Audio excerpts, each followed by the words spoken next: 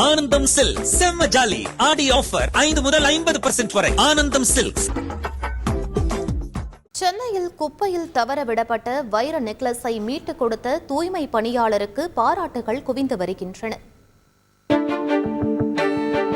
Chennai K நகர் அருகே ராஜமன்னார் சாலையில் உள்ள தனியார் அடுக்குமாடி குடியிருப்பு ஒன்றில் வசித்து வருபவர் தேவராஜ். இவரது 5 லட்சம் ரூபாய் மதிப்புள்ள வைர நெக்லஸ் காணாமல் போனது.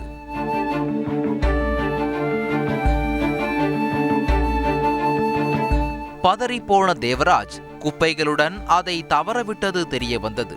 உடனே தூய்மை பணியாளர் அந்தோணிசாமி என்பவரின் உதவியை நாடவே குப்பை தொட்டியில் தேடும் பணி தொடங்கியது.